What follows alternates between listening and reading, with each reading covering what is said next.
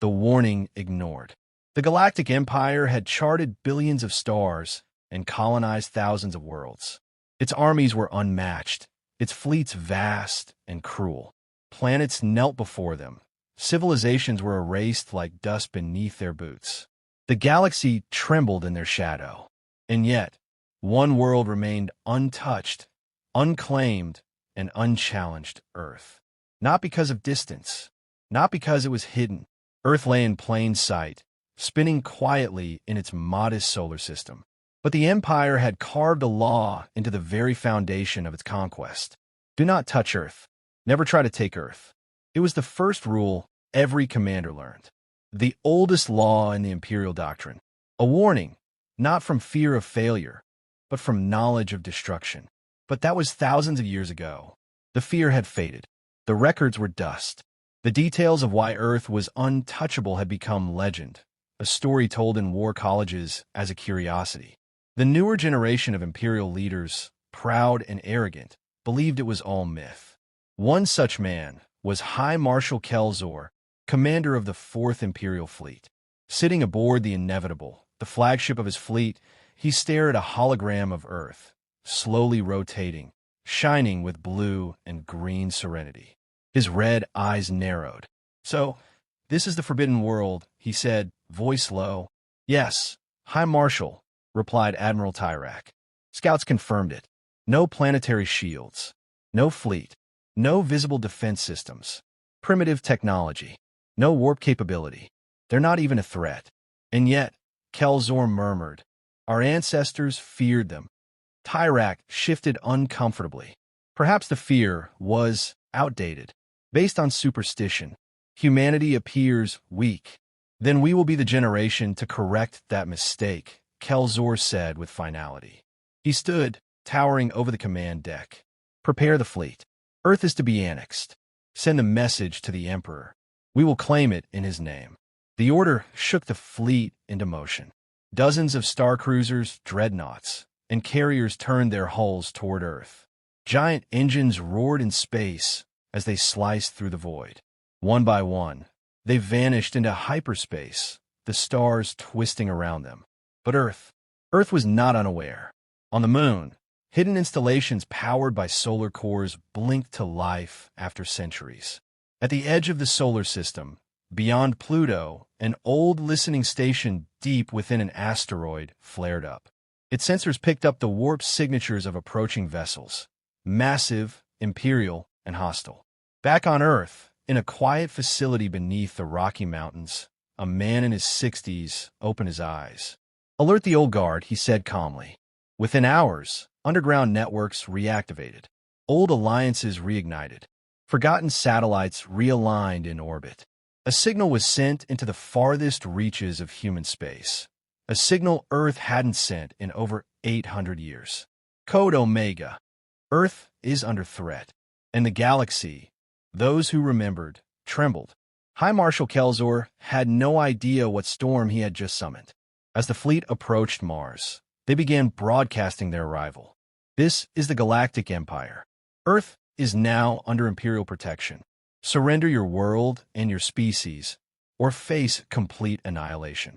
Silence answered them. Then a single transmission broke the quiet. It was not a reply from a government, not a military leader. It was a simple, calm voice, deep and firm. You were warned. Rule number 1. You broke it. Kelzor laughed. Send a strike team. Let them land in their capital city. Show them what it means to challenge the Empire.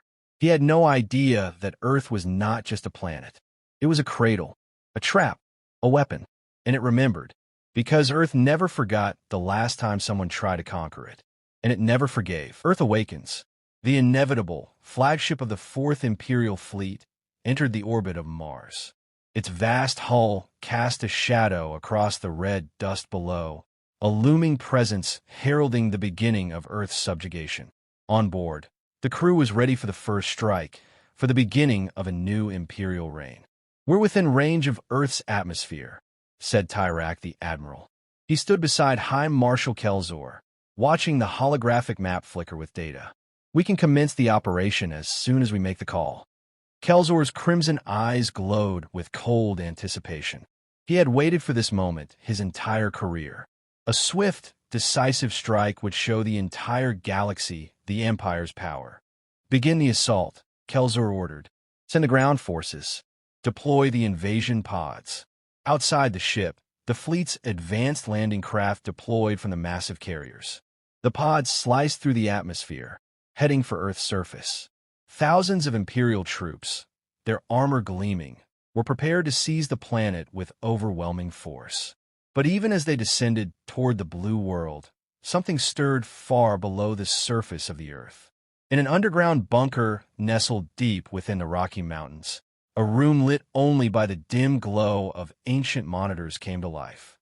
The control room hummed with the energy of machines long dormant. The operators, weathered and seasoned by years of peace, were now filled with urgency. The message that had come through earlier, Code Omega, "Earth is under threat," had triggered a protocol they never thought they would need again. "Activate the shield matrix," the senior officer barked, his voice a mix of disbelief and dread. "Prepare to initiate planetary defense." His hand hovered over a control panel, his mind struggling to process the situation. These were systems designed to repel the worst threats in the galaxy. They were the ultimate safeguard, not just against armies, but against entire empires. For centuries, they had remained idle, their purpose a memory. Now they had a purpose. With a push of the button, the dormant systems came to life. Across Earth's oceans, hidden facilities deep beneath the waters sent signals to long-forgotten satellites. In orbit, these satellites aligned to form an intricate network, the lights flickering back to life as though the planet itself was awakening from a long slumber. Energy pulsed through them, broadcasting signals that would send waves of electromagnetic pulses through the vast reaches of space. Within moments, the Galactic Empire's fleet felt the first signs of disturbance. The sensors flickered erratically, sudden interference ripping through the communications. Then the ship's shields began to stutter and fail, the vast energy fields around them flickering and short-circuiting. "What is happening?" Tyrak demanded, gripping the control panel. "The shields, they're failing," the technician shouted in panic. "It's impossible," Kelzor growled, his eyes flashing with anger. "How are they capable of?" Before he could finish his sentence, a powerful blast of energy surged from Earth's surface, striking the flagship and its fleet in a dazzling explosion of light. The energy was unlike anything the Empire had encountered. It wasn't just a weapon. It was a force of nature itself, wielded by a world that had been underestimated for millennia. The blast left the inevitable reeling. The ship trembled, its once impenetrable shields shattered, the hull buckling under the strain. Tyrak stumbled, grabbing onto the nearest railing. "We were losing power. The systems are failing. Redirect power from all auxiliary systems to the shields." Kelzor barked, trying to maintain control. But the damage was too extensive. The ship was no longer in control. It was being torn apart by an unseen force.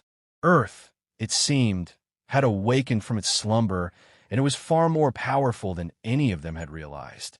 Meanwhile, deep in the heart of Earth's vast underground networks, human engineers were coordinating with global defense teams. Governments and military forces, long disbanded and fragmented, were now coming together for the first time in centuries. This was the moment they had feared, the moment they had been warned about. But now, they were no longer just defending their planet. They were preparing to retaliate. On the surface, in the bustling cities, the ordinary people of Earth had no idea what was happening. They went about their daily lives, oblivious to the storm gathering overhead. But across the world, a deep sense of urgency had begun to take root. People were waking up to the fact that their world, their home, was under attack.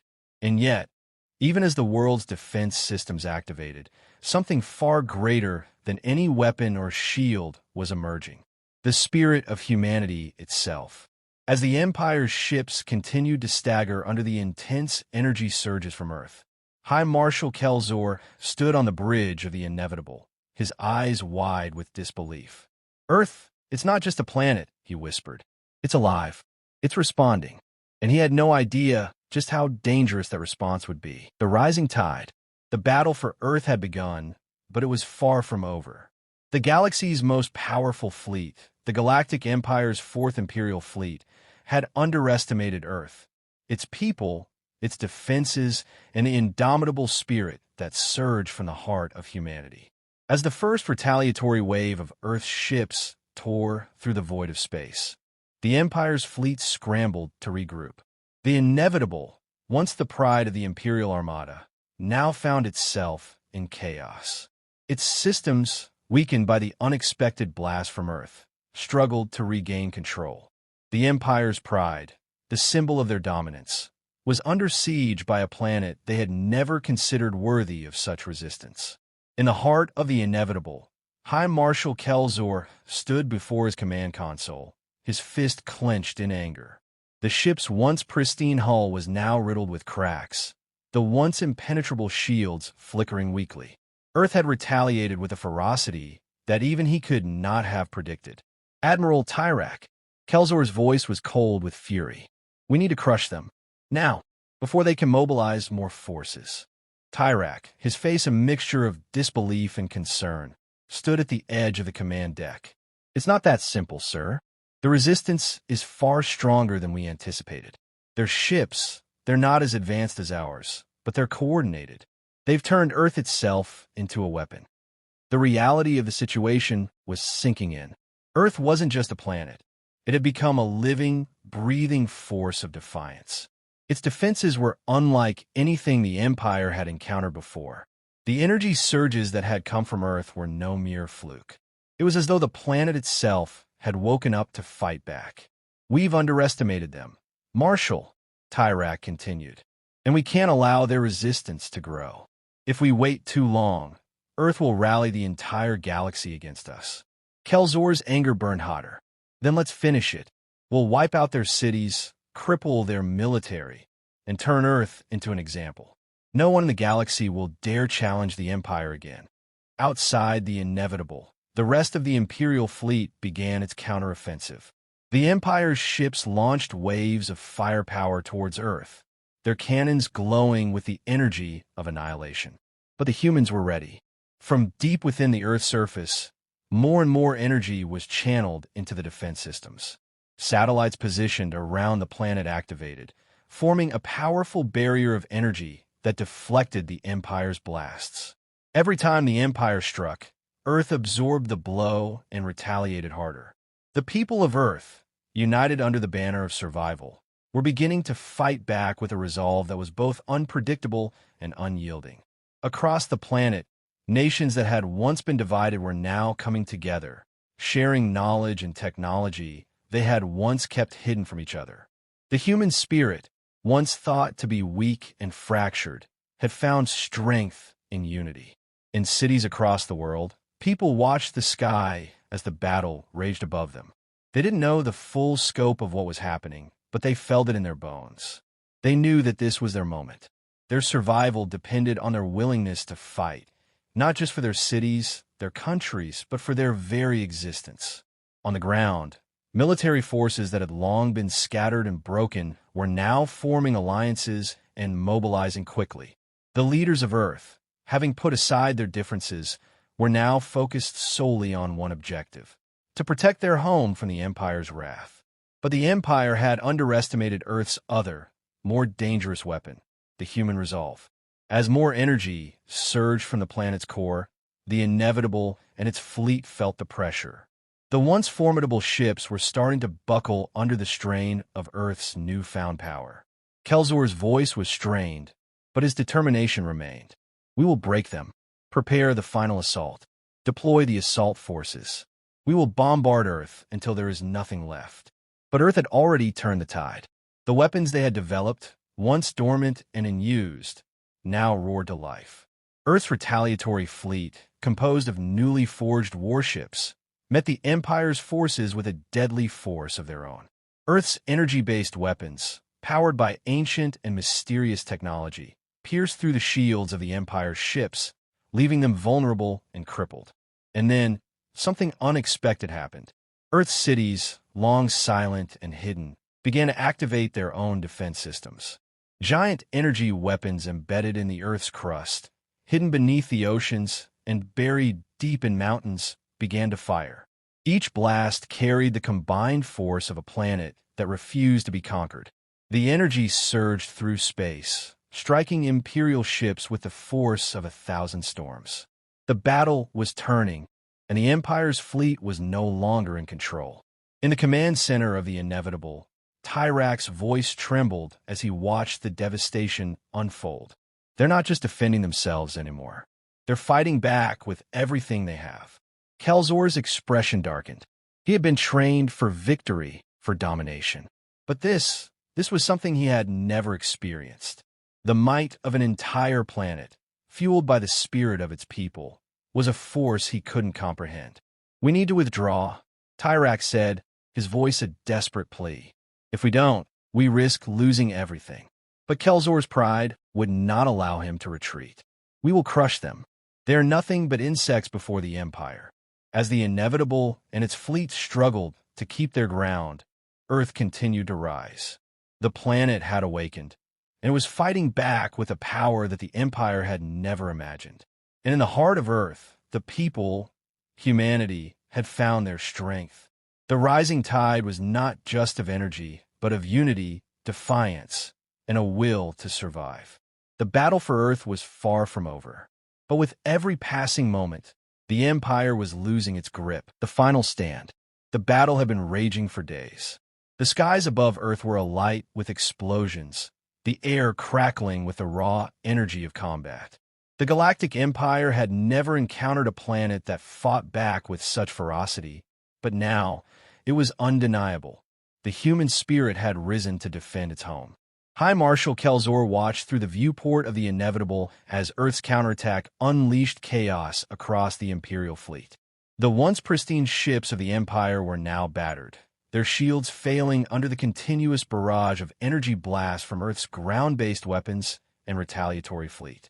He gritted his teeth in frustration. The humans had proven more resilient than he had ever imagined, and now his fleet was on the brink of collapse. "Marshal, the fleet is in disarray.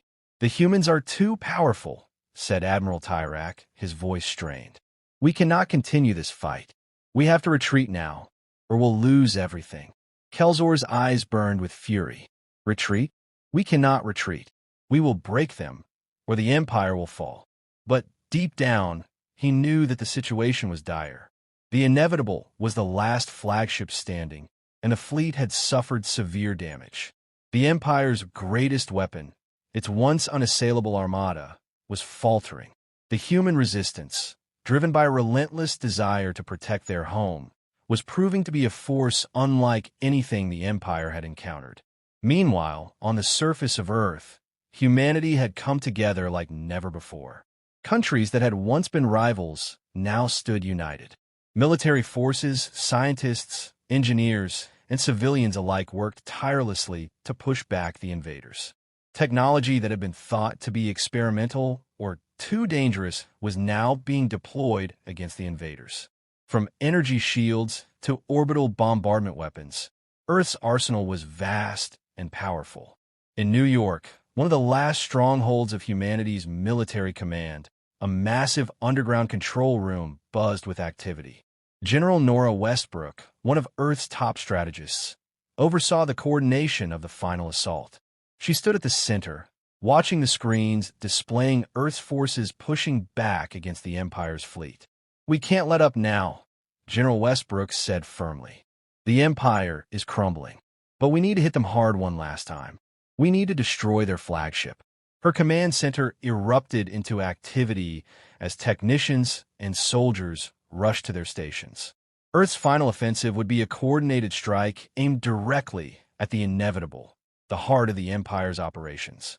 Meanwhile, across the globe, Earth's various militaries and civilians mobilized. The once fractured nations of Earth had become a singular force united by one goal: to protect their home at all costs. They understood that this was the final stand, the last chance to ensure that humanity would survive. Back in space, the inevitable loomed ominously over Earth. The Empire's fleet had been devastated, but Kelzor refused to believe that his forces were finished. "Prepare the final bombardment," he ordered coldly. "We will destroy their cities, break their will, and teach them the price of defying the Empire." But the humans were not so easily broken. As Kelzor's forces prepared to launch their final strike, the Earth unleashed its last, most powerful weapon, a massive planetary defense system that had been in development for decades. Hidden deep within the planet's crust, the weapon had been designed to withstand any attack, even one from the mightiest of space fleets. The weapon was powered by Earth's own energy reserves, an ancient force deep within the planet that had been tapped and refined. This weapon could unleash a blast capable of destroying entire fleets, and it was Earth's final hope. As the first energy wave from Earth's defense system shot out into space, it collided with the Imperial fleet, sending shockwaves across the cosmos. The blast struck with the force of a supernova, tearing through the remains of the Empire's ships and sending them spiraling into nothingness. On the inevitable, Kelzor watched in disbelief as the massive energy blast tore through the heart of his fleet. The inevitable itself was rocked by the shockwave, its systems failing, its engines sputtering. His pride, his symbol of dominance, was crumbling before his eyes. "We can't hold any longer," Admiral Tyrak shouted as the ship's hull groaned under the pressure. "We have to leave. Now." But Kelzor was consumed by rage. He could not allow Earth to win. Not now. Not after everything he had sacrificed. "No, we will fight until the end. This is the Empire's destiny." But it was too late. As the blast wave from Earth's final weapon continued to ripple through the space around them, the inevitable began to break apart. The ship's core, damaged beyond repair, detonated, sending a catastrophic explosion through the fleet. The remnants of the Imperial Armada were scattered across the void, their once mighty ships reduced to smoldering wreckage. High Marshal Kelzor, along with his remaining crew, could do nothing but watch as the Empire's grand ambition burned to the ground. The humans had done the impossible.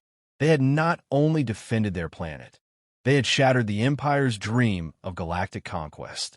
And on the surface of Earth, as the battle raged on and the smoke cleared, humanity's greatest victory was realized.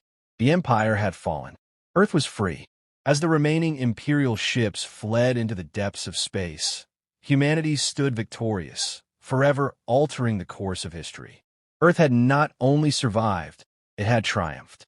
The war was over, and the message was clear: never try to take Earth.